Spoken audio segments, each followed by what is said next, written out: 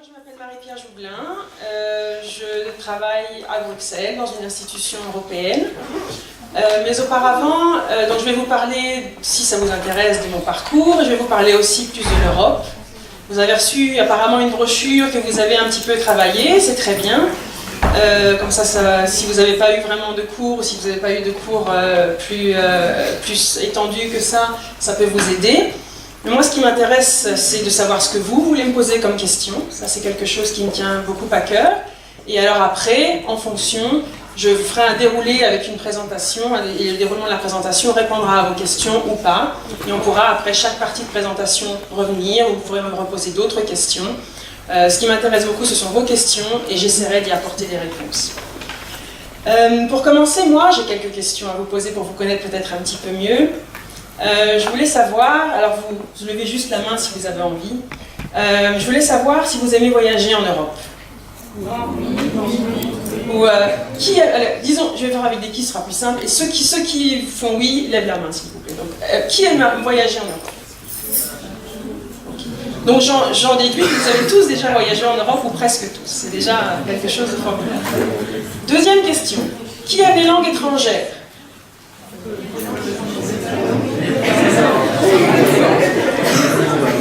Troisième question. Qui connaît le programme Erasmus? Quand même. Et quatrième question. Qui se sent européen?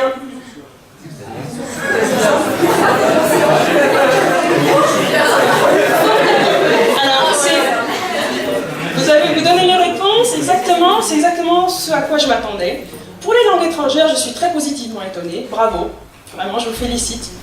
Parce qu'en fait, je voulais vous poser ces questions parce que j'ai réfléchi, je me suis dit, mais moi, à 17 ans, 18 ans, comment est-ce que je percevais l'Europe? En fait, moi, j'étais beaucoup moins au courant que vous. C'est-à-dire que quand j'étais en première terminale, alors moi, c'était le moment où, bon, l'Europe de l'Est s'est effondrée, il y a eu le mur de Berlin, etc. Donc c'était des moments historiques que je suivais, évidemment. Mais moi, je me disais, mais qu'est-ce que j'aime bien, qu'est-ce qui me plaît en première terminale? Moi, j'aimais bien les langues étrangères. J'étais bonne en anglais, j'étais bonne en allemand. J'avais pas beaucoup voyagé, parce que moi, j'ai passé mon bac à 27 ans, et à votre âge, moi, on voyageait pas énormément. Mais j'aimais bien l'allemand, notamment.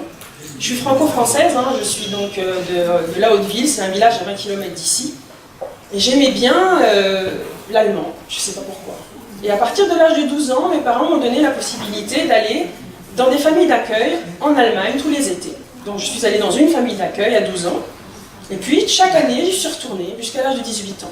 Donc j'avais ça. Je savais que j'aimais bien aller en Allemagne. J'aimais bien ces gens-là, c'était des paysans en Bavière.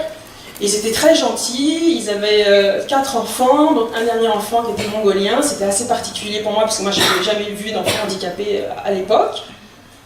Voilà, donc j'aimais beaucoup cette famille, ils étaient très chaleureux, ils mangeaient différemment, ils priaient avant de manger, tout un tas de choses que moi je ne faisais pas chez moi. Donc ça m'intéressait en première terminale. Et puis après, je me suis dit, mais qu'est-ce que je vais faire avec ça? Et en fait, j'en ai pour l'instant, a priori, rien fait. Parce que qu'est-ce que je voulais faire, moi? Je voulais quand même un petit peu aller à l'étranger, je voulais au départ être diplomate international. Bon, alors donc j'ai eu mon bac, j'ai fait ES. Enfin, ça s'appelait B à l'époque. Donc j'ai fait le bac B, avec une mention assez bien. Donc j'étais une bonne élève, mais pas non plus excellentissime, surtout pas en économie d'ailleurs. J'ai eu 8 au bac en économie. J'ai honte, mais bon, c'est comme ça. Et donc après, moi ce que je voulais faire Sciences Po. Et comme vous le savez peut-être déjà, parce que vous êtes plus au courant certainement que moi à l'époque en première ou terminale, pour faire Sciences Po, il fallait un concours d'accès. Il faut un concours pour arriver à Sciences Po, qui est à peu près de 10% de réussite. Donc il fallait le travailler. Donc moi, qu'est-ce que j'ai fait? Je me suis renseignée un petit peu pour voir comment on se préparait à Sciences Po. Et alors, il y avait au lycée La Bruyère à Versailles une hypocagne. Vous connaissez hypocagne? Ça vous dit quelque chose ce terme? Alors les hypocagnes, ce sont les classes de lettres supérieures. C'est une prépa, si vous voulez, mais pour les littéraires. Donc il y a maths sup, maths spé, ça vous connaissez peut-être, surtout les premières S, j'imagine. Mais donc voilà, il y a aussi hypocagne.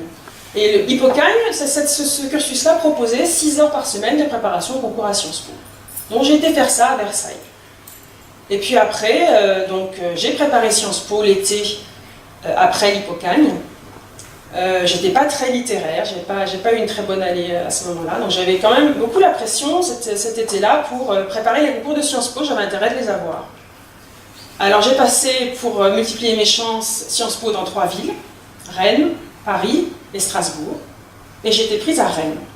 Donc je me suis retrouvée à Rennes, à Sciences Po à Rennes, qui venait d'ouvrir d'ailleurs, l'année précédente. Donc voilà, donc j'ai fait ça, je voulais être fonctionnaire. Donc qu'est-ce que j'ai fait? J'ai pris l'option service public, on est préparé au concours, etc. Bon, j'ai eu mon diplôme de Sciences Po, mais ce que j'ai fait pendant mes années de Sciences Po, c'est Erasmus. Et là, ça a été un déclencheur pour moi, ça a été vraiment le moment où je me suis dit, c'est vraiment bien les programmes européens, c'est quand même vraiment bien l'Europe, ça me permet de faire ce que j'ai fait moi. Alors qu'est-ce que j'ai fait? Donc je suis allée à Leipzig, en Allemagne, évidemment, j'avais quand même toujours l'allemand que j'aimais bien, entre la 2e et la 3e année de Sciences Po. Alors Erasmus a 30 ans, et moi je suis allée il y a 25 ans. Vous voyez, c'était au début d'Erasmus, on n'avait pas beaucoup le choix. Et Leipzig, si vous savez, c'était dans l'ex-Allemagne de l'Est, dans l'ex-RDA, et c'était peu après la chute du mur. J'y suis allée en 94, donc c'était 4 ans après la chute du mur. Ça a été une année très très très intéressante, parce qu'il y avait encore plein de structures qui n'étaient pas les structures communistes qui étaient encore en place, qui étaient en train de se défaire, d'autres structures qui étaient en train de se construire. Au niveau culturel, ça avait un boom pas possible. Vous pouvez faire la fête pour pas beaucoup d'argent à plein d'endroits. Il y avait, du fait du passé communiste, évidemment, de la ville et du pays, il y avait énormément d'étudiants africains, sud-américains, etc. Parce qu'à l'époque, les pays communistes entretenaient des rapports très très étroits avec les pays à l'époque du tiers-monde, ce qu'on appelle du tiers-monde. Voilà, donc j'ai connu plein de gens, et puis alors il y avait donc ce passé communiste, si vous voulez, et puis il y avait aussi l'arrivée occidentale, c'est-à-dire qu'il y avait énormément d'Américains, d'Anglais, des jeunes qui venaient enseigner l'anglais aux gens, parce que les gens, les Allemands de l'Est, étaient dans des structures qui faisaient que les entreprises devaient s'ouvrir, évidemment, au monde occidental, donc les gens devaient apprendre l'anglais, par exemple, et donc il y avait tout un tas de jeunes, Américains, Anglais, qui venaient, Australiens même, enseigner l'anglais à ces gens-là. Donc moi j'ai découvert tout ça, et là c'était vraiment tout à fait décisif pour moi. Je me suis dit, je veux pas être fonctionnaire français, je veux être fonctionnaire européen, je veux faire quelque chose pour l'Europe. Donc alors j'ai terminé Sciences Po, et puis donc j'ai cherché une manière de continuer à me former pour l'Europe. Donc j'ai trouvé un master en droit européen à l'Institut européen de Saarbrück. J'ai toujours gardé l'allemand, parce que comme vous l'avez compris, l'allemand j'aimais bien. Donc voilà, donc j'ai fait mon master en droit européen à Saarbrück. Et puis à partir de là, j'ai pas travaillé dans les affaires européennes finalement, parce que je suis tombée amoureuse d'un garçon, qui est maintenant mon mari, c'était il y a 22 ans.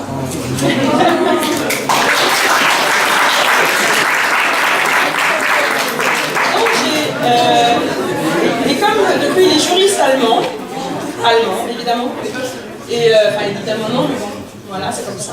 Et alors donc lui il est juriste allemand, et alors il devait finir ses études de juriste en Allemagne, donc je suis restée en Allemagne, donc notamment pour lui, mais j'étais pas juriste allemande.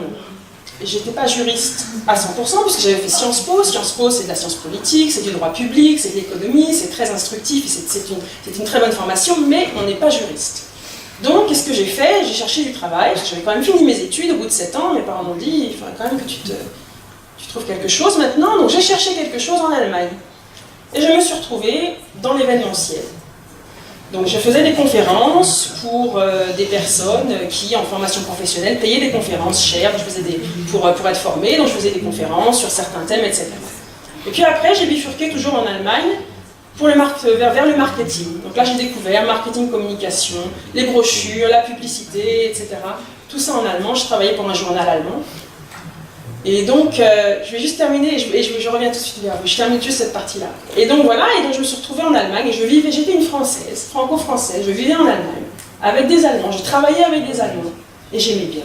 Franchement, j'aimais bien ça. C'était pas toujours évident, parce qu'il faut aussi se prouver aux autres que, par exemple, on peut corriger une brochure en allemand, même quand on n'est pas allemand, ce genre de choses, donc ça a été quand même assez... voilà. Donc finalement, j'ai pas travaillé dans les affaires européennes pendant 5 ans. Mademoiselle, vous avez une question? Oui, si vous avez passé votre bac à 27 ans, vous avez commencé à travailler à quel âge du coup? Il y a 27 ans. Ah, il y a 27 ans. Ouais. À 17 ans. J'ai commencé à travailler à 25. Non, il y a 27 ans. C'est moi qui y a 27. Donc voilà, donc alors ça c'était ça. Et puis alors, il s'est trouvé que mon mari donc, a eu une opportunité d'aller travailler à Bruxelles. Alors là je me suis dit, mais ça c'est très bien, parce que moi je vais pouvoir me reconnecter avec les études que j'ai faites il y a 5 ans, donc droit européen, etc. Et donc je vais porter candidature dans une institution. Alors je savais que pour aller dans une institution, il fallait réussir un concours à nouveau. Et je n'ai pas passé le concours, je me suis dit, je vais être attachée parlementaire, je vais essayer au Parlement européen.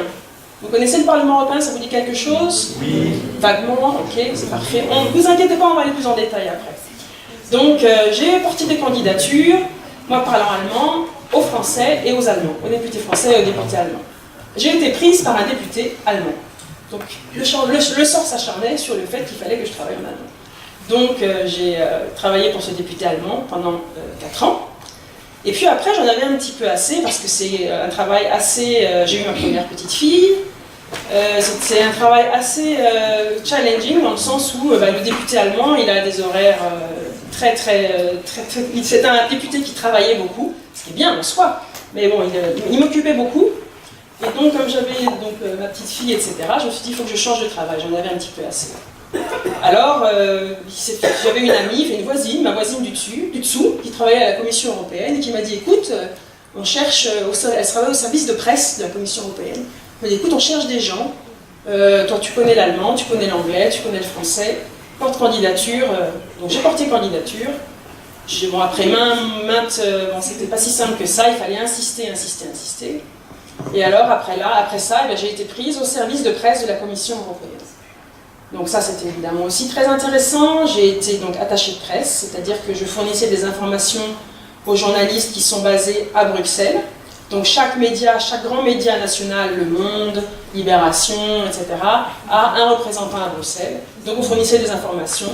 Moi, en l'occurrence, c'était tout d'abord dans la politique de développement européenne et l'aide humanitaire. Et après, c'était pour la politique régionale. On reviendra là-dessus après. Donc ça, j'ai fait ça pendant 3 ans. Et puis il a fallu que je parte parce que j'étais pas fonctionnaire, j'étais temporaire, on appelait ça. Et donc il a fallu que je trouve autre chose. Donc j'ai été mise à la direction générale à la politique régionale. Donc c'était l'administration qui s'occupait de la politique régionale de l'Union européenne. Et alors là, j'ai été responsable communication, j'ai fait plein de choses pour montrer aux gens, et je vais vous montrer ça aussi après, que la politique régionale, c'est très concret. En fait, c'est des financements de l'Union européenne combinés avec des financements de villes, de régions et d'États pour faire des projets d'infrastructure, des projets de recherche, etc. Je vous en montrerai tout à l'heure. Donc j'ai fait ça. Et puis après, et là je suis maintenant au Comité européen des régions. Donc c'est un organe consultatif européen qui émet des avis pour les législateurs européens que sont le Parlement et le Conseil de l'Union européenne, le Conseil des ministres. Et alors on émet des avis et on donne le point de vue des villes et des régions sur certaines propositions, enfin, sur pratiquement toutes les propositions législatives européennes. Donc je travaille là maintenant et je suis au secrétariat général, donc en haut de l'administration, et je supervise les activités de communication du Comité européen des régions. Voilà, ça c'est mon parcours. Donc, comme vous voyez, assez chaotique finalement, assez... voilà. Donc comme ça, vous voyez, si vous avez déjà entendu parler de Bruxelles et des gens de Bruxelles, les gens de Bruxelles, ça peut être des gens comme moi. Et ça peut être évidemment des gens comme vous. Parce que vous avez tout à fait... à votre âge, et à votre âge, j'avais encore moins de connaissances, et encore moins peut-être d'appétit à être européenne ou à faire des choses dans l'Europe que vous. Donc voilà, c'était juste pour vous montrer que tout est possible. Si ça se trouve un jour, dans 20 ans, vous serez à ma place. Voilà. Donc ça, c'est en ce qui me concerne. Ce que je voulais savoir, est-ce que vous avez des questions là-dessus déjà, en général? Est-ce que vous avez des questions sur l'Europe? Parce que là, on va passer donc un petit peu à la présentation en elle-même. Est-ce que vous avez une question particulière à poser? Est-ce qu'il y a quelque chose qui vous préoccupe? Est-ce qu'il y a quelque chose que vous aimeriez savoir? Aucune question. Donc vous êtes prêts à écouter ma présentation qui va durer 1 heure? Vous êtes sûr? Ok, bon alors on y va. Alors, je vais juste boire un peu d'eau.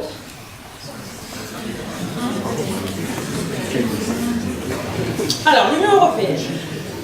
Je vais vous faire donc une présentation en 5 parties. Je vais vous parler de l'histoire de l'Union européenne. Ensuite, je vais vous montrer l'Union européenne en quelques chiffres. Je vais vous montrer son fonctionnement, donc les institutions européennes. Je vais vous parler de l'Europe et de vous.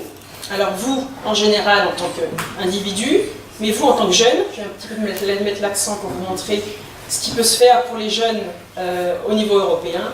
Il y a beaucoup plus maintenant qu'Erasmus à l'époque pour moi, donc c'est bien, c'est plutôt bon signe. Pardon. Et alors le dernier, ce sera, donc la dernière partie, ce sera sur le futur de l'Europe. Vous n'êtes pas sans savoir que l'année prochaine, il y aura des élections européennes. Le Parlement européen va être renouvelé. Vous êtes en âge de voter, vous serez en âge de voter. Pardon? Ça dépend qui, voilà. Mais donc, pour ceux qui seront en âge de voter, je vous encourage vivement à aller voter. Vous comprendrez pourquoi, parce que c'est quand même on se trouve à une époque charnière pour l'Europe, à laquelle il faut vraiment pouvoir réfléchir et pouvoir donner sa voix pour en décider du futur. Alors, l'histoire de l'Union européenne. Alors, l'Union européenne, c'est encore 28 pays. Voilà, avec donc 500 millions d'habitants. Les fondateurs de l'Union européenne. Vous connaissez ces gens ou pas du tout? Oui, non, ok. Alors, ce qui s'est passé, comme vous le savez peut-être, ce qui s'est passé, c'est que après la Deuxième Guerre mondiale, l'Europe était évidemment à genoux.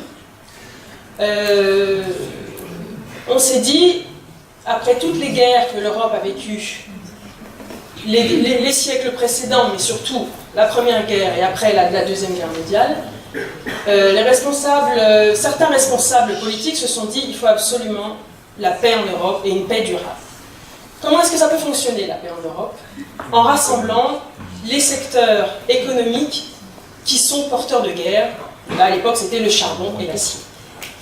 Donc, ceux qui ont vraiment été précurseurs de l'Europe sont ces personnes-là. Alors, je vais vous l'expliquer. Konrad Adenauer, c'était le premier chancelier allemand après la Deuxième Guerre mondiale. Robert Schuman, c'était le ministre des Affaires étrangères français à l'époque. Paul-Henri Spaak, c'était le ministre des Affaires étrangères belge. Alcide de Gasperi, c'était le président du Conseil, donc le chef de gouvernement italien. Et M. Jean Monnet, qui a eu un rôle clé, encore plus que ces personnes-là, parce qu'en fait, lui, c'était un haut fonctionnaire international. Et il a en fait fait le lien, notamment, entre Konrad Adenauer, donc l'allemand, et Charles de Gaulle, donc le président français, donc, via Robert Schuman. Donc lui, il a vraiment un très grand rôle, il a joué un très grand rôle. Donc alors on s'est dit, on va faire une communauté du charbon et de l'acier. Donc ça, c'était 1952. On a la déclaration Schuman, dont vous avez peut-être entendu parler, le 9 mai 1950. Donc le ministre des Affaires étrangères français dit on va mettre ensemble les forces économiques allemandes et françaises de charbon et d'acier, la Belgique, les Pays-Bas, le Luxembourg et l'Italie se joignent à nous. On est 6 pays fondateurs. Ensuite, il y a eu le traité de Rome, 1958. Donc, donc le traité de Rome a rassemblé les économies, donc tous les secteurs, enfin plusieurs secteurs économiques des mêmes pays, des mêmes 6 pays. Ensuite, on a eu l'acte unique européen. Donc l'acte unique européen, c'est en 1987, on a décidé de créer un marché unique, c'est-à-dire de faire en sorte que dans les pays de l'Union européenne, il y ait une libre circulation des personnes, des capitaux, des marchandises. Ensuite, on a eu donc le traité sur l'Union européenne, le traité de Maastricht. Alors ça a été aussi on a encore un petit peu plus approfondi l'intégration, si vous voulez, européenne. Et ensuite, on a eu donc le traité de Nice, et aujourd'hui, nous avons le traité de Lisbonne. Alors, on a des symboles dans l'Union européenne. Est-ce que vous les connaissez? L'hymne européen, vous le connaissez? L'Ode à la joie de Beethoven, vous connaissez cette... Ouais. Voilà, donc ça c'est l'hymne européen. Est-ce que quelqu'un peut me le chanter? Allez-y, mademoiselle. Tout à fait, super. Félicitations.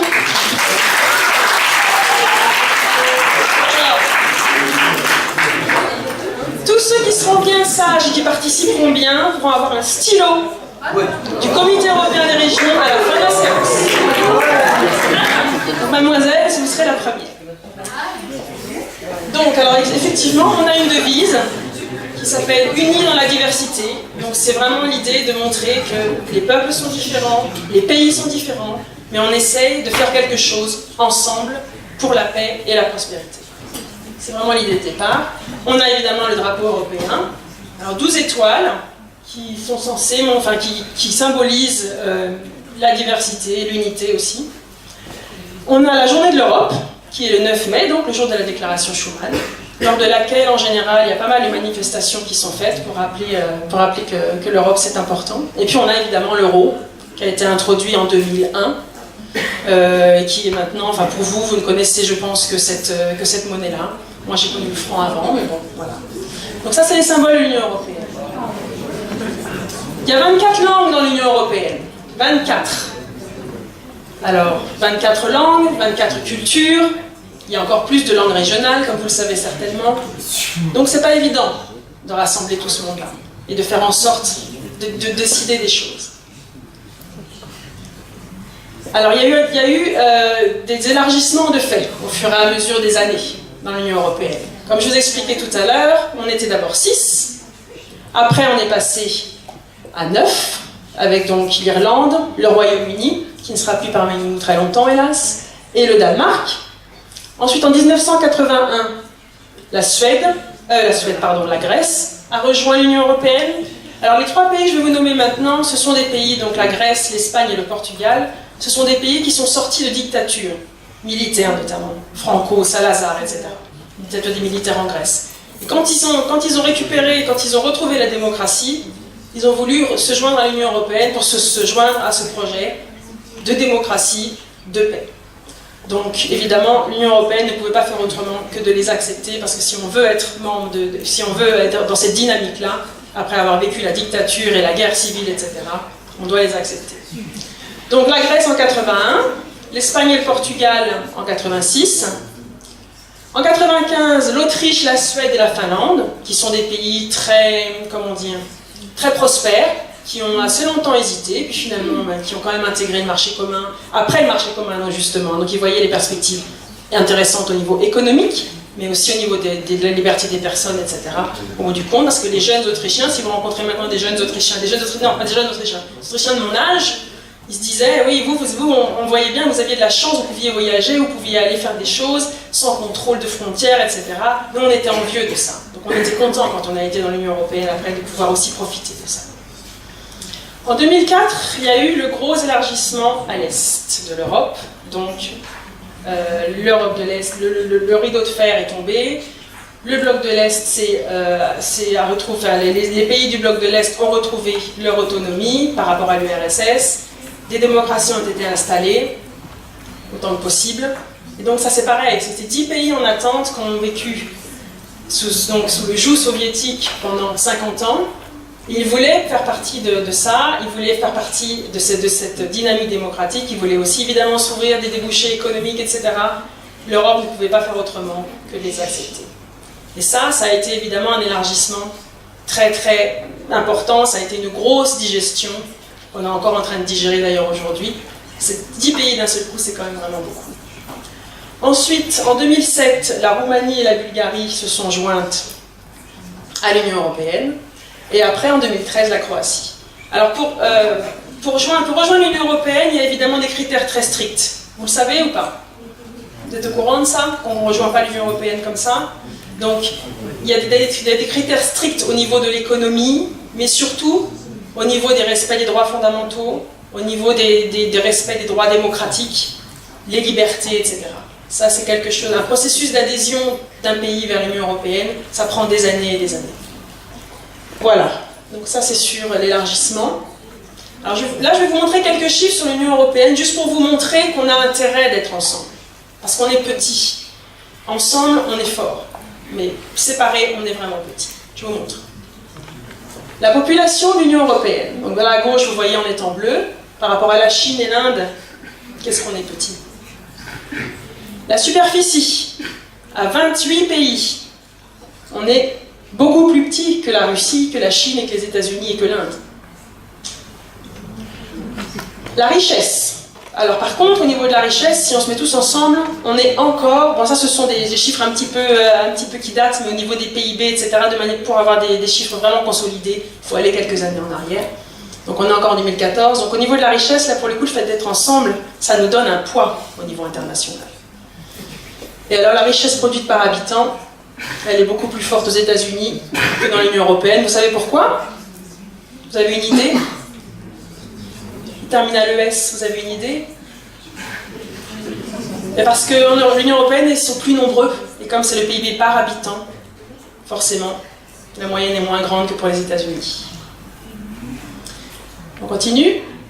Alors je voulais là, c'était pour vous montrer un petit peu dans l'Union européenne les pays, les superficies. Donc le plus grand pays, c'est la France, et on se retrouve avec un pays qui va une île, un unique pays qui s'appelle Malte, qui est toute petite. Donc là, les disparités dans l'Union européenne sont énormes au niveau de la superficie. Elles sont énormes au niveau de la population. L'Allemagne est le pays le plus peuplé. Malte a 400 000 habitants. Et au niveau des richesses aussi, c'est très disparate pour l'Union européenne.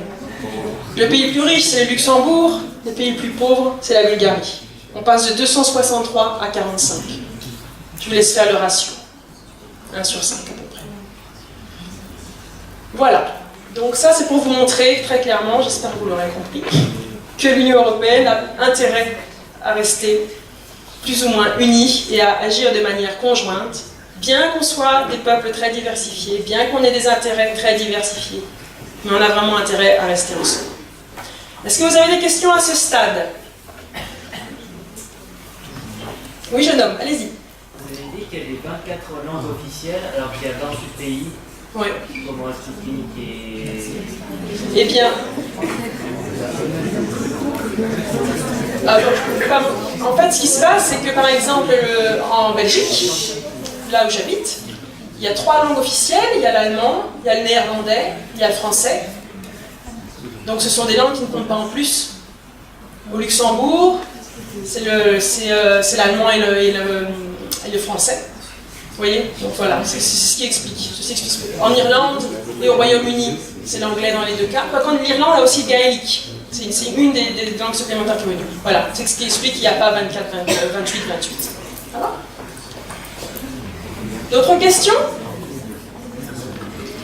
Ça va, je suis encore... Oui, mademoiselle, allez-y. Vous parlez de rester unique, mais dans la procédure du Brexit, en fait, qu'est-ce qui va devenir de l'Irlande du Nord, de l'Ulster? Qu'est-ce que c'est que ça? Tout à fait. C'est une très bonne question. Est-ce que... On n'a pas entendu la question. La question, c'est de savoir par rapport au fait de rester unis, qu'est-ce qui va, avec le Brexit, donc avec le fait que le Royaume-Uni quitte l'Union européenne, qu'est-ce qui va se passer pour l'Irlande du Nord? C'est une très bonne question, à laquelle je reviendrai tout à l'heure si vous voulez bien, parce que j'en parle. Ça va? D'autres questions?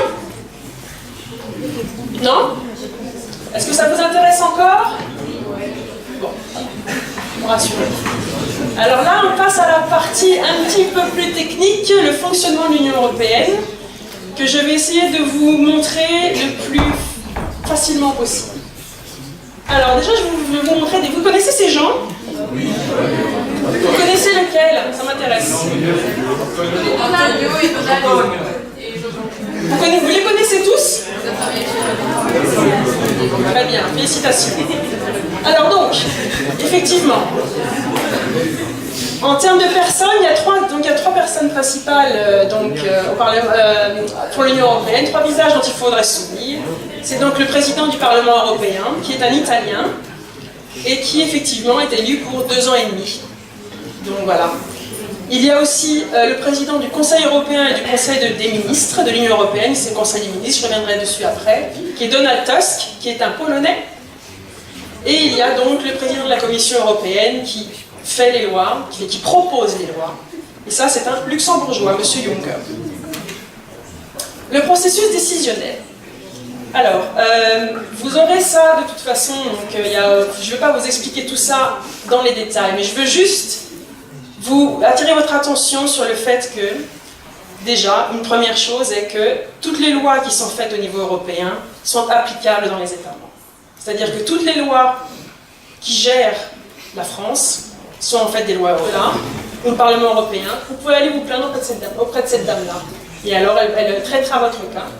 Et aussi dans les institutions. Par exemple, moi, je pourrais aller porter une plainte auprès de la médiatrice européenne parce qu'il y a quelque chose qui ne fonctionne pas dans l'institution dans laquelle je travaille et j'ai envie que ce soit réglé. Ça, c'est important aussi à savoir. C'est que le citoyen n'est pas tout seul devant cette énorme machine européenne. Il y a aussi des moyens, quand on estime que quelque chose ne fonctionne pas comme il faut, de s'adresser à cette personne. Banque centrale européenne, l'euro, coordination des politiques monétaires, crise financière de 2008. Là, la Banque centrale européenne a joué un rôle, et ce monsieur Draghi, a joué un rôle énorme, très important, en prenant plus de pouvoir pour essayer justement de gérer la crise financière au niveau européen.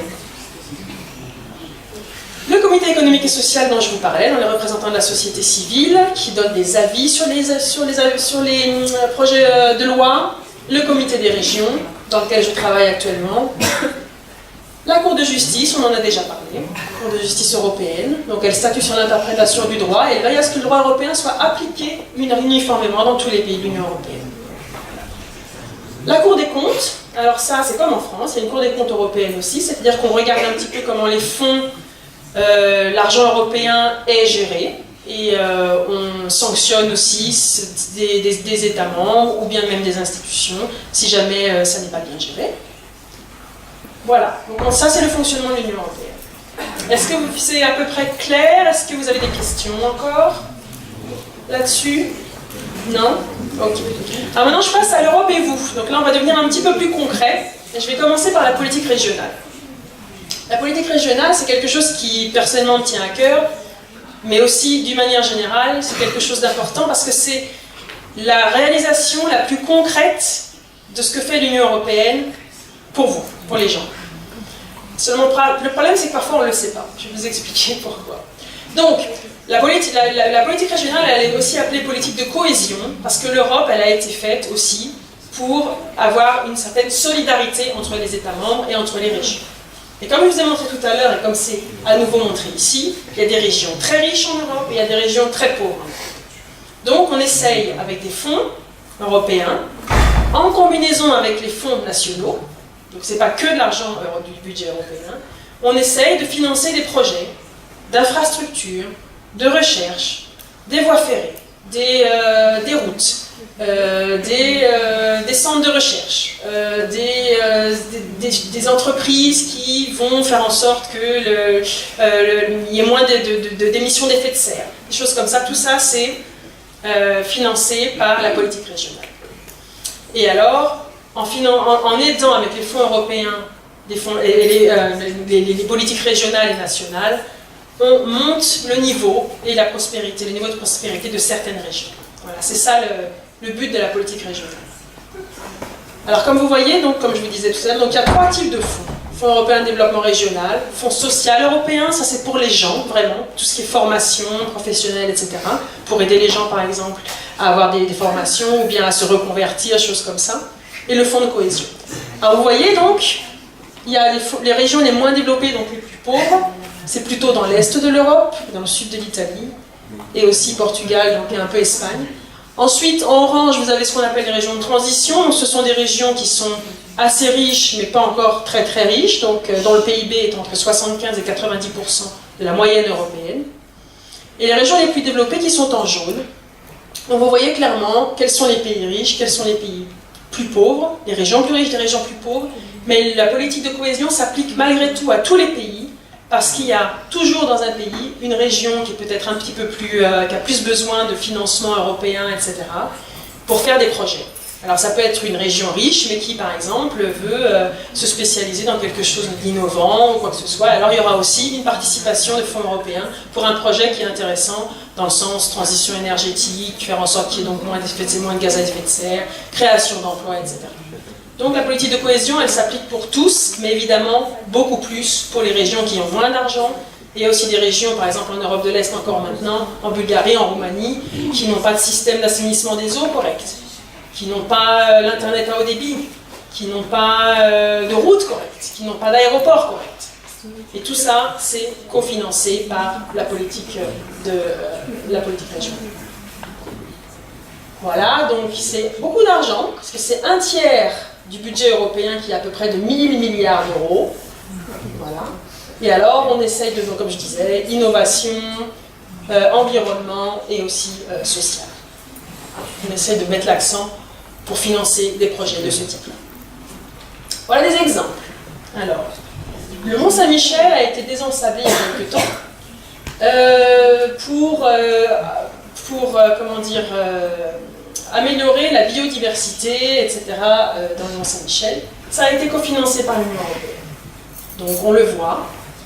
Normalement, c'est pour ça que je dis normalement, c'est la manifestation la plus visible de la contribution de l'Union européenne à ce qui se passe chez vous. Parce que normalement, on est censé avoir des panneaux qui montrent que l'Union européenne a cofinancé. En l'occurrence, là, c'est le cas, je crois, quand on y va. Le Lido de Sète à Marseillan, je ne sais pas si vous êtes déjà allé en vacances par là-bas. Là, pour le coup, ça a été réensablé parce que c'était donc toute une plage qui était soumise à l'érosion et donc qui risquait de faire tomber aussi, de détruire les constructions qui étaient le long, etc. Tout ça, ça a été refait avec des fonds européens. En même temps que des fonds régionaux ou nationaux, hein. On n'oublie pas, ce n'est pas que des fonds européens. Le musée Louvre-Lens, vous connaissez ce musée déjà? Donc c'est une antenne du Louvre qui a été délocalisée donc, en province, qui a été installée en province, à Lens, dans une région minière, pas socialement mais économiquement très désavantagée. Donc on a installé ça pour essayer d'attirer un autre type de gens, etc. Et alors ça a été cofinancé par l'Union européenne. Des touristes, etc. Et faire profiter évidemment l'économie tout autour. Le TGV Est, bon ça c'est le TGV Est, le TGV Bretagne ont été aussi cofinancés par l'Union européenne. On ne le sait pas forcément, mais c'est le cas. Là c'est plus, alors on sort un petit peu des frontières, ça c'est un hôpital qui se situe dans les Pyrénées, au milieu de rien, entre l'Espagne et la France. Et ça c'est quelque chose qui a été fait aussi avec des fonds européens, parce que les gens qui étaient que ce soit les Français ou les Espagnols, devaient faire une centaine de kilomètres pour aller à l'hôpital. Donc c'était pas, évidemment, c'était difficilement gérable. Donc on a fait cet hôpital-là. Et comme ça, les deux pays profitent. Avec donc des personnels aussi qui parlent espagnol, qui parlent français, etc. Et les deux pays peuvent profiter de cette infrastructure-là. Ça aussi, c'est financé par la politique régionale. Mademoiselle. Ils sont financés par qui, les fonctionnaires qui travaillent dans l'hôpital? Par quel pays? Ça c'est alors, non, c'est pas, en fait ce sera un hôpital qui va être géré comme n'importe quel hôpital, et alors ils seront payés par cet hôpital-là. Mais la construction de l'hôpital, je veux dire, pas le fonctionnement, pas les gens le personnel soignant qui va être dans l'hôpital, ça c'est pas cofinancé par l'Union européenne. Mais la construction, ça a été cofinancé par l'Union européenne. Les gens qui travaillent dans l'hôpital, ils sont payés par l'hôpital. C'est une entreprise, je ne sais pas, alors ça je ne peux pas vous dire si l'entreprise qui gère ça, oui, vous voulez dire au niveau, oui, je comprends votre question maintenant. Oui, si c'est des fonctionnaires publics, de la santé publique français ou espagnol, ben les deux. En fait alors, pour être un peu plus précise, en fait c'est un GEC, donc c'est un groupement européen de coopération territoriale. Donc en fait c'est une entité qui a été créée et effectivement il y a une direction, il y a des fonctionnaires, du personnel des deux pays, etc. Donc c'est un petit peu plus complexe à expliquer, mais oui, il y a français et espagnol en l'occurrence. Tout à fait, vous avez raison. Et ça, c'est un pont qui a été donc aussi financé largement avec des fonds européens. Alors ça, ce pont, je le montre parce que ça a une portée symbolique, dans le sens où ça a été la première possibilité de traverser le Danube entre la Roumanie et la Bulgarie. Avant, il fallait faire des kilomètres et des kilomètres et contourner pour justement pouvoir aller dans les pays. Et ça, pour moi, c'est un symbole aussi de la manière dont on peut connecter deux pays dans l'Union européenne. Alors, dans les Yvelines, j'ai trouvé des choses. Il y en a, alors, donc voilà, j'ai trouvé ceci qui donc... alors, ce qu'il faut vous dire, c'est que l'Île-de-France, comme vous le savez peut-être, est une région très riche, donc ne reçoit pas beaucoup de fonds européens dans le cadre de la politique de cohésion. Mais bon, il y a quand même des choses qui se font. Et donc, par exemple, il y a ce portail, lors duquel des initiatives sociales peuvent être organisées, etc., facilitées, etc. Alors eux, ils ont joué le jeu, vous voyez, il y a le drapeau européen en haut. Vous voyez? Donc, il y a le mien évidemment, mais en dessous, il y a aussi le drapeau européen. Et alors j'ai localisé un autre projet qui, là, pour le coup, met en contact des entreprises innovantes pour trouver des partenaires, etc. Ben, eux, ils n'ont pas joué les jeux, ils n'ont pas mis le drapeau européen. C'est pour ça qu'il y a plein de choses que l'Europe fait mais qu'on ne connaît pas parce que voilà, ce n'est pas forcément mentionné. Alors pour ça, il n'y a pas de sanctions spécifiques. Ce serait impossible à gérer parce qu'on parle de milliers et de milliers et de milliers de projets chaque année. Mais bon, c'est dommage. C'est-à-dire que donc, vous pouvez avoir des projets sans le savoir, dont vous profitez, des choses dont vous profitez, et vous ne savez même pas que ça a été cofinancé par l'Union européenne. Juste pour que vous sachiez. Vous avez des questions? Allez-y. Justement, on remarquait souvent avec l'Europe qu'on n'en avait qu'une image négative, parce que souvent on montrait que les lois qui n'étaient pas très bien pour le grand public avec l'Europe, et on taisait celles qui avaient fait des bonnes initiatives. En exemple, j'ai Europa 2000, la loi sur l'environnement qui protégeait les environnements, par exemple la forêt de Fontainebleau qui a été protégée Natura par 2000 peut-être. Natura 2000, oui. Et ça, par exemple, on n'en parlait pas. Il y a les drapeaux européens, ils étaient en tout petit dessus. Donc, du coup, on avait mis ça comme une loi une loi régionale de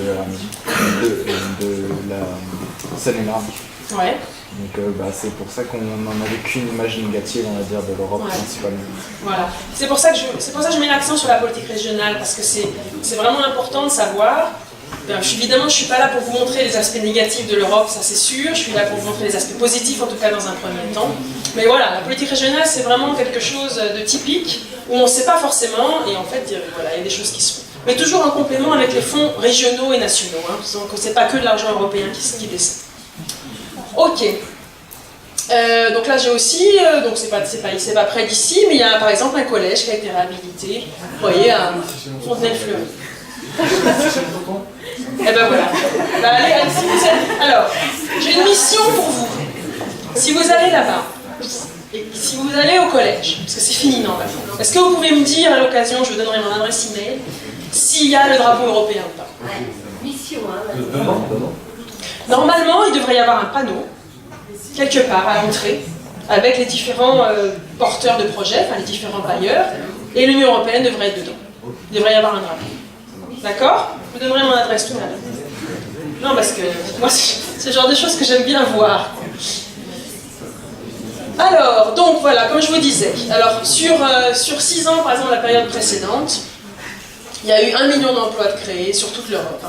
4 900 km de route, 1500 km de voies ferrées, 15 millions de ménages ont eu accès au débit en plus, 25 millions de citoyens ont bénéficié de la prévention des catastrophes naturelles. Vous savez qu'il y a beaucoup de choses qui se passent, il y a beaucoup d'inondations, il y a des tremblements de terre, etc. dans l'Europe. C'est aussi les fonds de la politique régionale qui financent les reconstructions, etc. Alors, j'ai aucune idée du temps. On a combien de temps, madame, déjà? On a encore 3 quarts d'heure? Non, on a encore 20 minutes. Hein. Oui. Il va falloir accélérer. Ok. Alors, on va faire vite. Donc, alors voilà les zones politiques qui, du fait de l'Europe, sont présentes. Donc, là, alors, je vais faire assez vite, parce que je voudrais qu'on parle plus du futur de l'Europe et de la jeunesse et tout. Mais ça, vous aurez ça dans la présentation. Donc, une Europe sociale, avec des fonds qui interviennent, comme j'ai expliqué un peu tout à l'heure. On a retrouvé un peu plus de croissance grâce à un plan d'investissement. On a un chômage au niveau européen qui a baissé depuis 2-3 ans grâce à ce plan d'investissement. Le marché unique, les liberté de circuler, liberté d'acheter votre produit de n'importe quel pays. Le fait que la mise en concurrence ait fait baisser les prix et améliorer les choix aussi des produits. L'euro. L'union bancaire, ça c'est un peu plus technique, mais à la suite de la crise financière, donc la Banque centrale européenne a pris plus de rôle, a vu son rôle accru, il y a eu une agence de créer, etc. On essaye de superviser, de coordonner mieux les activités des banques européennes pour éviter ce qui s'est passé en 2008, à savoir la faillite de quelques banques européennes qui ont eu un impact important sur l'économie réelle. La santé, donc si vous vous baignez dans des eaux propres, si vous avez donc des forêts correctes, etc., c'est aussi grâce à l'Union européenne. Si vous avez des jouets, enfin quand vous étiez petit, des jouets qui faisaient que quand vous les mordiez, vous n'étiez pas contaminé par je ne sais quel produit chimique, c'est aussi grâce à l'Union européenne, grâce à ces normes qui peuvent sembler contraignantes, quand on dit beaucoup de normes, ça contribue quand même aussi à la santé, à l'amélioration de la santé des gens, etc. Ensuite, tout ce qui est droit des consommateurs, commerce en ligne, etc. Vous êtes protégé quand vous avez des problèmes si vous n'êtes pas livré, si vous n'avez pas eu le produit que vous vouliez, etc. Tout ça, c'est le résultat de règles qui donc ont lieu au niveau européen. Vous pouvez vous déplacer librement. Vous pouvez, comment dire, si vous arrivez un jour, par exemple, de vous marier avec un Allemand comme moi, et si un jour vous deviez vous séparer, vous aviez des enfants, ce qui n'est pas mon cas, enfin je ne suis pas séparée, j'ai des enfants mais je ne suis pas séparée. Si vous avez un problème de divorce, de droit civil, etc., au niveau européen, il y a des coordinations et des choses qui sont faites. Donc on peut avoir été marié avec un Allemand et pouvoir quand même régler un divorce de manière correcte, même si cette personne est d'une autre nationalité, ou vit même ailleurs. Donc ça, c'est des coordinations, des approches qui sont faites au niveau européen, qui sont importantes aussi, qui peuvent être importantes dans la vie quotidienne des gens. Alors, commerce international, c'est l'Union européenne qui représente tous les États membres, donc les 28 États membres encore au niveau européen, au niveau mondial, pardon, sur le commerce international. L'aide humanitaire, l'Union européenne, l'aide humanitaire et la politique de développement, l'Union européenne est le plus grand pourvoyeur de fonds en aide au développement, 60% au niveau mondial. Donc on essaie aussi de faire en sorte qu'à l'extérieur, les conditions ne soient pas trop mauvaises, en dehors de l'Union européenne. Donc espace numérique unique, donc vous ne payez pas les SMS plus chers à l'étranger, le fameux roaming, vous connaissez j'imagine, quand vous êtes à l'étranger. Et maintenant, depuis le 1er avril, vos contenus numériques, donc Netflix, etc., vous pouvez aller les regarder si vous êtes en vacances en Espagne, ça ne vous coûtera rien. Vous pouvez les regarder, ça ne vous coûtera pas en plus, plutôt. Ah, ça vous je m'en doutais. Ça, c'est depuis le 1er avril. Et en décembre 2018, il n'y aura plus de géoblocage. Alors ça, moi, géoblocage, c'est quelque chose qui, moi, me concerne plus. C'est que quand je veux regarder une retransmission de quelque chose, par exemple, sur Arte ou sur France Télévisions, par Internet, je ne peux pas le faire parce que je suis en Belgique. Et ça, ce sera possible à partir de décembre 2018. Voilà. Alors, pour vous, la jeunesse. Alors, je vous ai mis différentes choses. Je voulais juste, si vous avez idée de faire quelque chose en dehors des frontières européennes, que ce soit, vous pouvez faire du volontariat, que ce soit des études, que ce soit une formation plus professionnelle ou quoi que ce soit, je vous ai mis des liens là-dedans. Donc vous pouvez aller voir vous-même, je ne vais pas aller rentrer dans les détails, mais ce qui est super bien fait, moi je l'ai regardé pour cette occasion parce que je suis plus jeune, comme vous avez remarqué, le portail européen de la jeunesse. Allez voir là, si vous voulez savoir, tout est rassemblé sur ce qu'on peut faire en dehors de son pays au niveau européen. C'est très très bien fait. Le corps européen de solidarité. Alors ça, c'est si vous voulez aller faire une bonne action quelque part. Par exemple, il y a eu des tremblements de terre en Italie. Si vous êtes à partir de 18 ans, vous pouvez vous inscrire et dire voilà, j'aimerais bien aider à la reconstruction en Italie. J'aimerais bien aller aider à l'accueil de migrants. J'aimerais bien aller aider pour faire quelque chose, une bonne action, une formation, apprendre à lire à des gens, etc. Ça, vous pouvez le faire si vous faites partie des volontaires du corps européen de solidarité. Il y a aussi les volontaires de l'aide européenne. Ça, c'est si vous voulez aller en dehors de l'Union européenne, si vous voulez participer à un projet de développement, un projet de coopération en Afrique ou quoi que ce soit, vous pouvez aussi faire ça. Donc, je vais vous montrer deux petites vidéos, si vous voulez bien. Ça vous dit? Vidéo. Alors, vous parlez tous anglais? Vous lisez tous l'anglais? Parce que l'inconvénient de ces vidéos, c'est qu'elles sont sous-titrées en anglais. Mais bon, vous êtes quand même... ça fait quelques années que vous faites de l'anglais. Voilà. Alors... Je vous montre juste les vidéos sans commentaire, ok? J'espère que ça va fonctionner.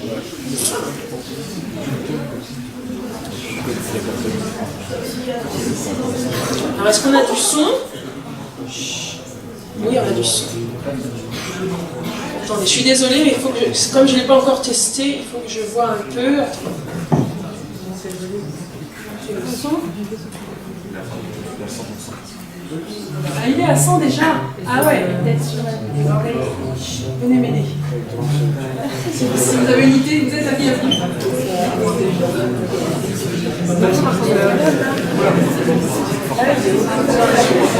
Non, mais c'est sûr.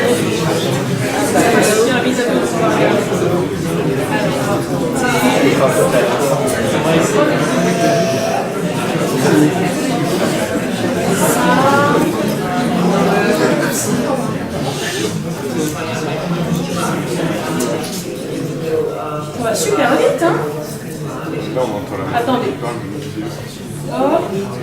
on fait pour augmenter le son? Venez mademoiselle, venez voir un peu. Comment est-ce qu'on fait pour augmenter le son de ça? Venez, ça va s'arrêter.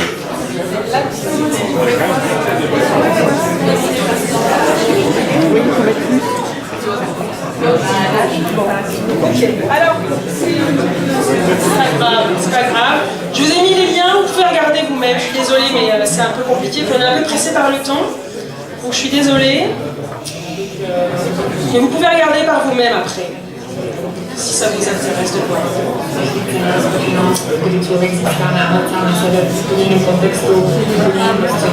Ok, bon, alors on va réessayer.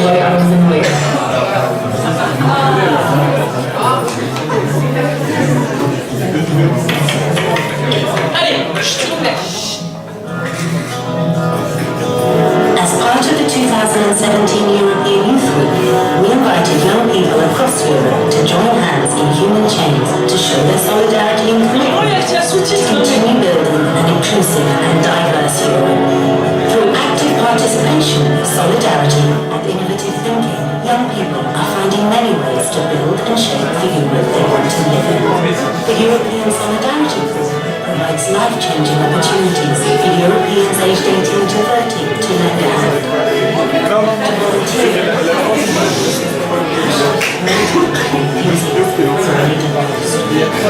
bringing the strength of communities and their support to international structures, and growing stronger together.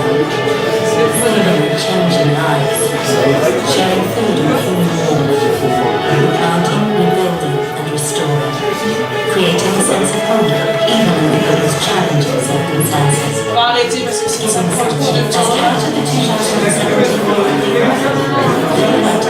Voilà, on va revenir à la présentation plus classique. Mais je vous invite cordialement parce qu'après vous pourrez mettre les sous-titres, etc. là rapidement, comme ça j'arrive pas bien à faire la chose. Mais donc vous pouvez regarder à votre aise. Donc, volontariat si vous voulez, payé ou non payé, comme vous avez peut-être entendu dans la vidéo. Erasmus pour jeunes entrepreneurs, ça ce sera pour un petit peu plus tard. Mais si jamais vous voulez monter votre business et que vous pensez que en Allemagne ou en Angleterre, en Allemagne ou en Espagne, il y a des entreprises qui vous intéressent, vous pouvez faire en sorte d'aller dans ces entreprises-là. La personne, elle, ça lui permet de montrer ce qu'elle sait faire, et ça lui permet éventuellement, quand vous aurez ouvert votre business en France, d'avoir des débouchés avec vous. Et alors, à l'inverse, vous apprendrez de cette personne. Donc ça peut être aussi très enrichissant. Donc c'est comme les études, mais sauf que c'est donc dans des entreprises qui viennent de se faire et qui ont du succès. Alors Erasmus+, donc moi à l'époque c'était que Erasmus. Maintenant Erasmus+, c'est pas seulement les études, ça peut aussi être la formation. Donc quand vous êtes en lycée professionnel, etc., vous pouvez faire ça aussi. Une formation à l'étranger, en recevant donc aussi une allocation. Aussi au niveau du sport et des échanges au niveau sportif. Donc là, je vous invite vraiment à aller voir ça.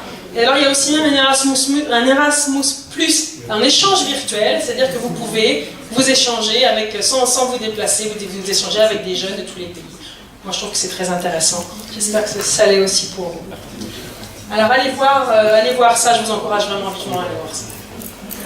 Alors, parce qu'en plus, l'avantage, ce qui n'était pas le cas à mon époque, c'est qu'en plus maintenant il y a des reconnaissances des expériences à l'étranger. C'est-à-dire que si vous revenez, il y a des systèmes de certificats, des systèmes donc des passeports européens de compétences, Europass mobilité, etc. C'est des choses que vous pouvez évidemment faire valoir dans votre CV. Vous avez des certificats, etc. C'est des choses très intéressantes, les expériences à l'étranger. Je pense que c'est toujours à d'actualité, que c'est vraiment super important quand on cherche un travail, même en France. Et alors au niveau des études, que ce soit formation ou études plus générales, vous avez maintenant vraiment des systèmes de crédit, c'est-à-dire que vous pouvez partir, si vous partez pendant 6 mois, les matières que vous aurez faites là-bas seront prises en compte dans votre diplôme général en France. Il y a des crédits qui sont européens, donc si vous faites ceci, c'est 2 crédits, 3 crédits, etc. Toutes les universités maintenant sont au fait de ça. Et donc, ou bien les organismes de formation, et donc vous pouvez faire valoir ce que vous avez fait à l'étranger dans votre formation d'origine aussi. Moi à l'époque c'était bien d'avoir fait Erasmus, mais j'ai perdu 1 an si vous voulez. J'ai fait Sciences Po en 4 ans alors que j'aurais dû le faire en 3. Moi j'ai perdu 1 an au niveau de mon cursus. Mais là, maintenant, c'est plus fait comme ça. Maintenant, en plus, vous ne perdez pas d'année dans le sens où c'est reconnu et c'est comptabilisé dans vos études. Donc, autant que possible, essayez de profiter de cette opportunité. Alors là, je voulais vous mentionner 2 projets. Alors, je ne vais pas les montrer parce que ça va être compliqué, mais si vous pouvez aller regarder. Alors, par rapport à la politique régionale, il y a chaque année un concours qui est fait sur la meilleure photo de, justement, pancarte montrant qu'un projet a été financé par l'Union européenne. Donc là, c'était les gagnants de l'année dernière. Là, je crois que c'est en Suède, je crois, c'est un monsieur qui sort de la baignade, il y a une plage là, alors il regarde. Vous voyez, la pancarte, pour vous, je veux dire, elle peut être petite comme ça aussi, hein, donc parfois, faut la chercher, pour la pancarte Union européenne. Mais bon, voilà, donc ça, c'est un concours photo. Donc on gagne on va à Bruxelles, on gagne du matériel photo, etc. C'est quand même assez intéressant, donc je vous engage à regarder. Ça a commencé pour l'année 2018, ça a commencé là maintenant. Vous avez une période, je crois que c'est jusqu'à la fin de l'été pour envoyer vos photos. Et alors il y a un jury qui va sélectionner les photos, et puis alors vous pouvez être gagnant ou pas. Et donc vous venez à Bruxelles, et puis vous récupérez du matériel photo, je crois que c'est de l'ordre de 1 000 €. Voilà, et alors ça, je vous conseille de regarder aussi, ça s'appelle Road Trip Project. Alors ça, ça vient de commencer. Ce sont des équipes de 2 jeunes qui vont faire 4 itinéraires, un le long de la Méditerranée, un le long de la mer Baltique, un le long du Danube et un le long de l'Atlantique. Donc ça, ce sont des jeunes qui vont découvrir des projets qui sont financés par l'Union européenne. Ils vont en rapporter, évidemment, caméras, ils vont être filmés, etc., médias sociaux, etc. Vous pouvez suivre leur épopée et les projets qu'ils découvrent et les gens qu'ils vont rencontrer lors des bénéficiaires de ces projets pendant 3 mois, je crois. Pendant 2 mois, c'est ça, pendant 2 mois. Ça a commencé là, à l'instant. Donc je vous invite à aller voir et je vous ai mis les liens et à suivre. Alors le plus grand aboutissement, à mon avis, de l'Union européenne, c'est d'avoir garanti, et ça concerne vraiment tout le monde, garanti la paix pendant plus de 70 ans. Je vous ai fait c'est dans votre feuillet. Il y a un moment donné, je ne sais pas si vous avez vu, il y a une chronologie de la guerre et la paix en Europe depuis 1500. Et là, vous remarquez, donc blanc, c'est la paix. On n'a jamais eu la paix aussi longtemps. Ce serait bien de faire en sorte que ça continue. Et promouvoir l'amitié entre les peuples et les dialogues entre leurs dirigeants. C'est pas parfait, l'Union européenne n'est absolument pas parfaite. Il y a beaucoup de choses qu'il faut discuter, il y a beaucoup de choses sur lesquelles les uns sont contents, les autres le sont moins. Mais je voudrais quand même attirer votre attention sur 2 citations de Jean Monnet. Il vaut mieux se disputer autour d'une table que sur un champ de bataille. Et nous ne coalisons pas des États, nous unissons des hommes. Donc les personnes sont concernées aussi. Voilà, alors, on a 10 minutes sur le futur de l'Europe. Ça va être compliqué. Donc, ça c'est de moi. C'est une citation de moi.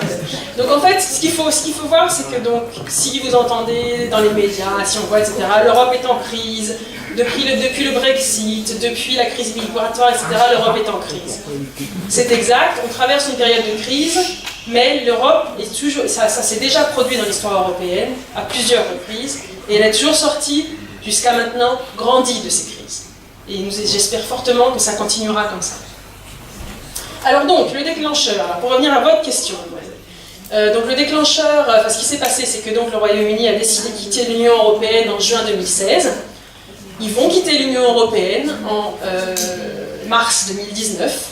Alors évidemment, on ne peut pas détricoter des relations, des lois, etc., qui s'appliquaient chez eux, etc., pendant plus de 40 ans, en quelques mois. Donc il y a évidemment une période de transition qui va entrer en jeu jusqu'à donc fin 2020. Et alors effectivement, un des problèmes, et c'est exactement là-dessus que je voulais attirer votre attention, c'est juste pour vous montrer que le fait de quitter l'Union européenne, ça peut être très compliqué pour les hommes aussi, pour les gens.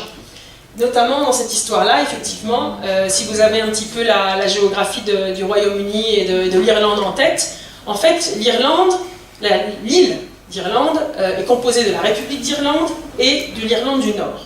Donc sur une zone géographique, après il y a la mer et après il y a le Royaume-Uni. Et l'Irlande du Nord appartient au Royaume-Uni, donc va sortir de l'Union européenne. Et comme vous pouvez vous imaginer, alors vous savez peut-être, il y a eu des guerres civiles entre l'Irlande du Nord, les Irlandais catholiques, l'Irlande du Nord protestante, etc. Et il y a un processus de paix qui a été mis en place grâce à l'Union européenne aussi. Mais évidemment, ça a provoqué beaucoup d'euroscepticisme, ça a provoqué aussi du racisme, ça a provoqué pas mal de choses, comme vous le savez certainement. Voilà, donc il faut qu'on fasse quelque chose à propos de cette crise migratoire, à propos des flots de migrants en général, parce que ça ne va pas changer, ça ne va pas s'améliorer. Le changement climatique, les situations dans certains pays font qu'on continuera à avoir des migrants. Donc il faut avoir une réponse, essayer d'avoir une réponse coordonnée pour gérer justement l'arrivée de migrants, les réfugiés, qu'ils aient leur statut, qu'ils obtiennent un statut, qu'on arrive à les intégrer pour qu'ils deviennent des citoyens dans leur pays d'accueil, et les migrants illégaux, les renvoyer chez eux, avoir des accords avec les pays qui les envoient, des pays qui parfois n'ont pas vraiment de structure étatique très ordonnée, etc. Donc c'est très compliqué tous ces processus-là, mais il faut trouver une réponse coordonnée européenne, parce qu'effectivement, ce n'est pas normal que ce soit l'Italie et la Grèce qui aient tous les migrants chez eux, et que la Pologne, la République tchèque, la République slovaque, etc. n'accueillent aucun migrant. Ça n'est pas possible. Sinon, ça ne va pas dans le sens de la solidarité européenne, comme la construction européenne a été, comme le projet européen a été érigé il y a 70 ans. Madame. Oui. Comme les pays qui sont opposés, enfin, qui ne veulent pas appliquer les lois européennes sur l'accueil de migrants, sont quand même aussi ceux qui reçoivent beaucoup d'aide. Il n'y a pas de moyen de, je vais pas dire de chantage, mais de coercition un peu possible. Effectivement, on en parle. On parle de ça. Je parlerai là tout à l'heure du futur budget, etc. Il y a effectivement des discussions dans ce sens. Mais il y a aussi, ce sont des choses qui doivent être approuvées à une majorité, voire à l'unanimité, au Conseil des ministres, par les gouvernements, selon les matières. Et du coup, c'est compliqué. C'est compliqué de mettre en œuvre ce genre de choses. Mais c'est en discussion, effectivement. On en parle. Alors, le climat politique international est aussi assez instable. Vous connaissez ces messieurs. Ils sont... comment dire, ils remettent en cause à certains égards certaines choses qui avaient été décidées au niveau mondial. Je pense à M. Trump pour les accords climatiques. Mais il y a aussi évidemment d'autres personnes avec qui c'est compliqué. Donc l'Europe doit se fédérer, l'Europe doit se rassembler et parler d'une seule voix, d'autant plus aujourd'hui que jamais. Alors, pour l'avenir de l'Europe, donc on a compris, il y a eu le Brexit, il y a eu la crise migratoire, on a compris qu'il fallait faire en sorte que les gens avaient en tout cas une perception comme quoi l'Europe était loin, comme quoi l'Europe n'était pas démocratique, comme quoi l'Europe n'apportait pas de sécurité, pas assez de prospérité. Donc les dirigeants des institutions européennes ont compris ça, ils ont mis tout un processus en œuvre pour dialoguer avec les gens et pour discuter du futur de l'Europe. Donc là je vous passe les détails parce qu'on n'a pas trop le temps, donc voilà. Mais par contre ce qu'on fait, c'est qu'on fait des élections, on a multiplié les dialogues citoyens. Chaque institution européenne, mais aussi, vous avez peut-être entendu parler des consultations citoyennes du président Macron qui va lancer au mois d'avril. Donc aussi les États, il y a 26 États membres qui vont faire des consultations citoyennes pour avoir justement votre point de vue, mesdemoiselles, s'il vous plaît. J'en ai plus pour longtemps, merci. Donc pour avoir votre point de vue, les points de vue des jeunes, mais les points de vue de tous les gens en général, sur la manière dont on pourrait faire l'Europe à l'avenir, en prévision des élections européennes qui auront lieu l'année prochaine. Donc il y a plein de dialogues citoyens qui sont organisés.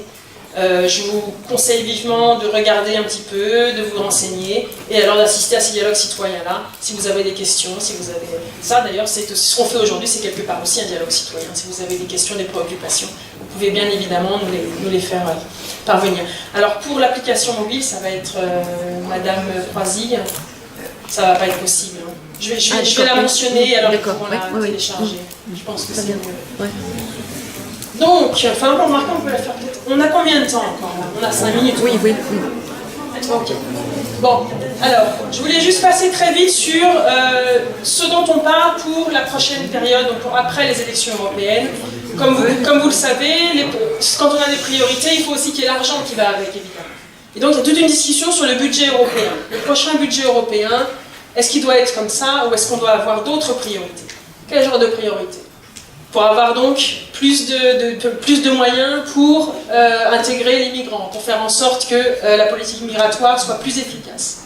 Est-ce qu'on fait plus de défense avec M. Trump qui veut moins cotiser dans l'OTAN, avec le fait que les États-Unis peut-être ne seraient plus aussi protecteurs vis-à-vis de l'Europe s'il arrivait quelque chose? Est-ce qu'on veut une européenne de défense plus plus importante. Ça, c'est aussi quelque chose qui pourra arriver l'année prochaine. Qu'est-ce qu'il y a encore? Est-ce qu'on voudrait une Europe avec plus de sécurité, donc plus de coordination dans ce qui est la lutte contre le terrorisme, la cybersécurité, etc. Pour ça, si on veut plus de ça, il faut plus d'argent dans ce domaine-là. Lutte contre le changement climatique, pareil. Est-ce qu'on va... comment dire? On dépense déjà beaucoup, on a beaucoup de choses, de projets dans le budget européen qui financent, qui essaient de faire en sorte que le changement climatique soit diminué, et l'Union européenne est très avant-gardiste évidemment là-dessus. Elle est même, maintenant que les États-Unis ont abandonné, elle est même en fait l'avant-garde, l'unité fédérée avant-gardiste pour ce sujet-là, qui est très important. Voilà, il faudra, est-ce qu'on investit encore plus dans la recherche pour avoir des emplois encore plus intéressants et innovants pour les gens en Europe? Est-ce qu'on fait en sorte de coordonner plus nos politiques économiques aussi? Pas seulement monétaires, qu'on n'ait pas juste l'euro, mais qu'on fasse en sorte aussi que les politiques économiques soient coordonnées, que l'Allemagne qui est forte en ça fasse plus ça, que la France qui est plus forte en ça, que l'Espagne qui est plus forte en ça. Est-ce qu'on peut faire en sorte que aussi le budget de l'euro, l'euro pourra avoir un budget pour faire des choses très particulières, des projets économiques, etc., qui apportent de l'emploi? Ça, ce sont aussi des discussions en cours. Est-ce qu'on fait moins ou mieux de politique agricole commune? Est-ce qu'on fait moins ou mieux de politique de cohésion? Donc tout ça, ce sont des sujets qui sont en discussion. La Commission européenne va présenter une proposition de budget pour les 7 années à venir le 2 mai. Donc voilà, je vous conseille juste de regarder un petit peu, de lire éventuellement ce qui peut se passer, est-ce qu'on va faire, d'avoir un avis là-dessus, d'avoir une réflexion. Est-ce qu'on veut plus de défense? Est-ce qu'on veut plus de sécurité? Est-ce qu'on veut plus de projets comme ça qui touchent les gens, comme dans la politique de cohésion? Voilà, donc c'est une invitation à réfléchir à tout ça. Là, je vous ai mis des liens utiles de choses qui sont, je pense, très intéressantes. Si vous cherchez quelque chose sur l'Europe, si vous avez un devoir à faire ou un exposé ou quoi que ce soit. Voilà, ça, Europe Direct, c'est pour vous, mais aussi pour vos parents, etc. Il y a un téléphone à l'Europe. Il y a des gens, si vous avez des questions sur quoi que ce soit, vous pouvez téléphoner là, toute la semaine, toute la journée. Il y a aussi des médias sociaux, évidemment, la Commission européenne, à Facebook, à Twitter, le Conseil européen, le Comité des régions, on a tous tout ça. Et voilà, je crois que c'est terminé. Ah oui, je termine par 2 belles citations. Une Europe fédérée, indispensable à la sécurité et à la paix du monde libre. Bon, ça, c'est un Européen convaincu, évidemment, et fédéraliste qui le dit. Fondateur de l'Union européenne, à réfléchir. Et ça, cette phrase de Winston Churchill, la démocratie est le pire système de gouvernement, à l'exception de tous les autres qui ont pu être expérimentés dans l'histoire. Donc c'est pas parfait, mais c'est le mieux qu'on ait trouvé jusqu'à maintenant, en tout cas, à mon avis. Voilà, je vous remercie beaucoup.